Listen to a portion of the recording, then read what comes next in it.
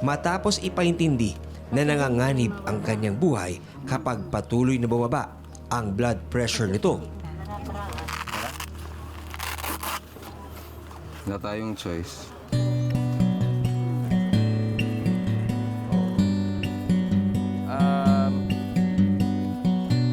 Di ba tayo pwedeng maghiram na?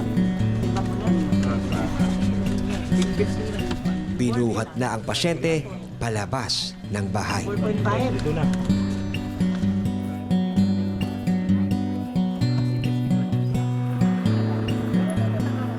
Ang problema, motor lang ang karaniwang transportasyon sa lugar.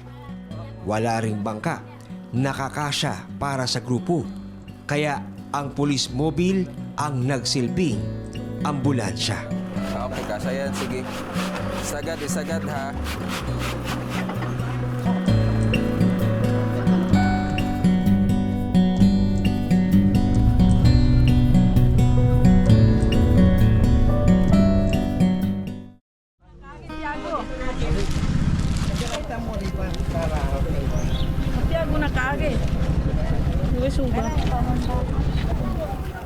Isinakay naman ang sanggol sa kanilang multi-cab ambulance.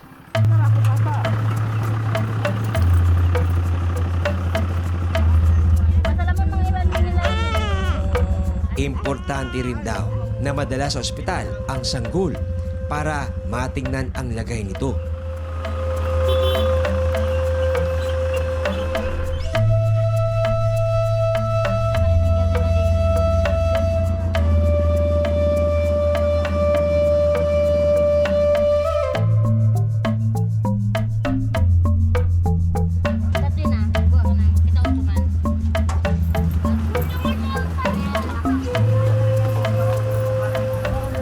Ganun pa din. 80-50.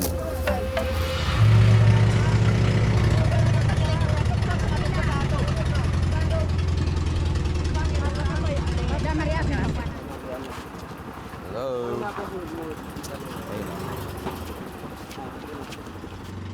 Nagsimulang umambon habang isinasakay ang pasyente.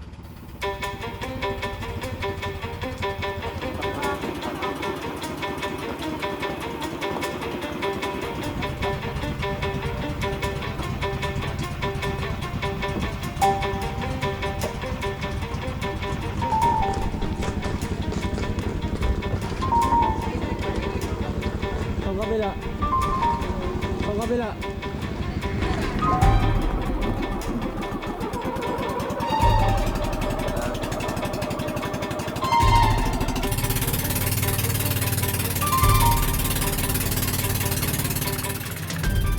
Saktong nasa loob na ng bangka nang bumuhos ang malakas na ulan.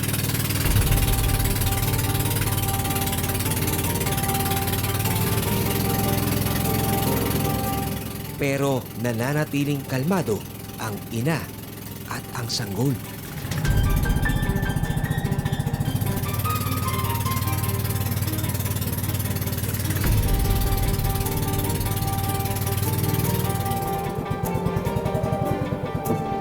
Nang makarating sa Siasi Port ang grupo, wala pa ang ambulansya mula sa ospital. Papapunta na ang ambulance dito. Sige po, nandito na po kami. Sige po, pala po. Thank you po, Doc. Habang hinihintay ang ambulansya, lalong lumakas ang ulan.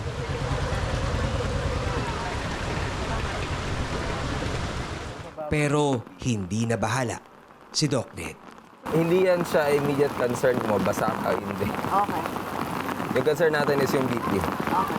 So kahit na umulan, bumagyo, Sakto namang pagdating ng ambulansya, humina ang ulan. Sigurado ka ba? Iuli na yan. Tila pinapakisamahan ng panahon ang grupo ni Doc Ned. careful. Ingat. Ingat, ingat. Baka mahulog.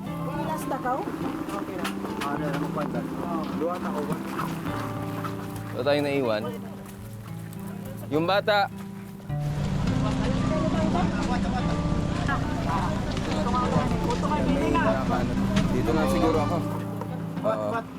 Tapos, Wat, ako na sa inyo, mag-ano na tayo? Maganyan?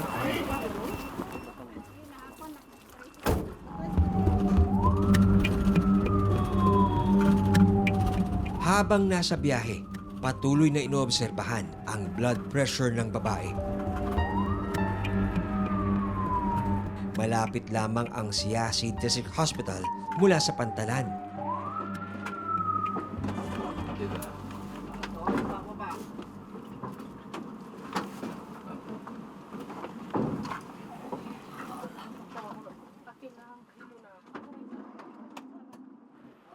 Pagdating sa emergency room, kaagad na itinurn over ni Doc Ned sa attending physician ang mag-ina. Hindi namin ito sana maabutan ng mga Agad na sinaksakan ng suwero ang pasyente.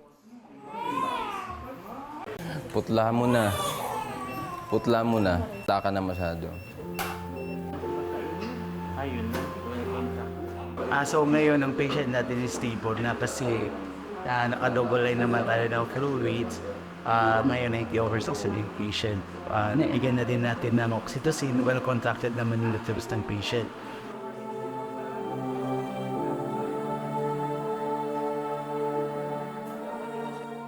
Malaking hamon para sa medical community ang ibalanse ang nakagisnang tradisyon ng mga taga-tribo at tiwala sa modernong medisina.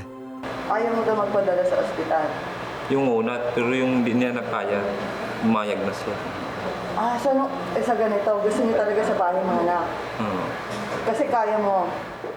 Ano kasi, yung mindset nila, parang hassle na sa kanila pumunta pa ng ospital. Parang kaya naman na sa bahay, ganun. Mahirap yun siya i-change na behavior, na health-seeking behavior. Kahit na sabihin na natin na parang culture nila or yun na yung nakasanayan nila, may magagawa pa din tayo dun, at least sa like sanitation, nakita nyo naman.